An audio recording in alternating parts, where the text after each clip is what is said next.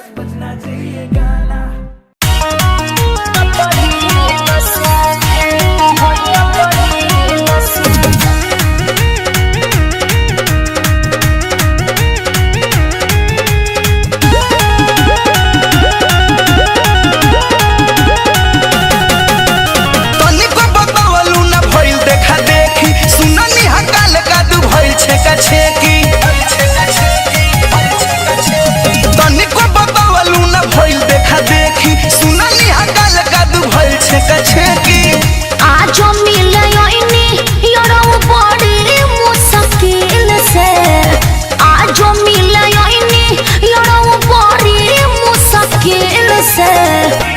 याद निकाल दे हमर अपना दिल से तजात बानी ससुर ना भेट होइया परिल से ठीक बा जाता रू तो जई हो जान मिल के ओई हो ससुर से रानी खूब खिल के।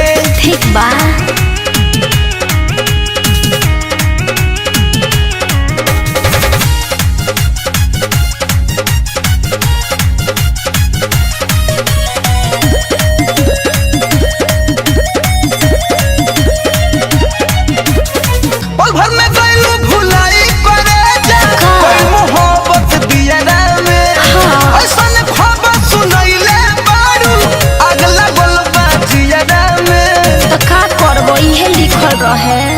नवंबर दिसंबर जनवरी ले अभी नैहरे में बानी हो मौका बाटे फरवरी या मार्च काट करे जाओ चानी हो कुछ दिन और नहाला नहीं के झील में कुछ दिन और नहाला नहीं के झील में तो याद निकाल दे हमर अपना दिल से तजात बानी ससुर ना भेट होइया परिल से।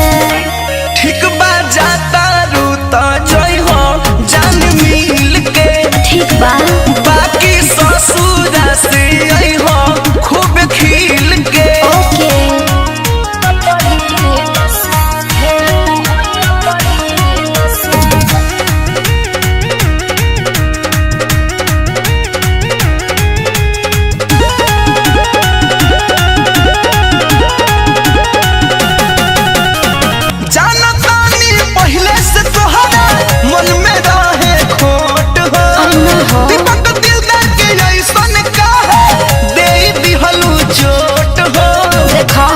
गलत मत समझना क्रिया खा के कहत बानी जाइब न हम हो बदल हो तोहरे लाजी अब मरब अखिलेश बीरबल हो कुआर रहनी जबले मजा देनी सचो फील से कुआर रहनी जबले मजा देनी सचो फील से तो याद निकाल दे हमर अपना दिल से तजात बानी ससुर ना भेट होइया परिल से।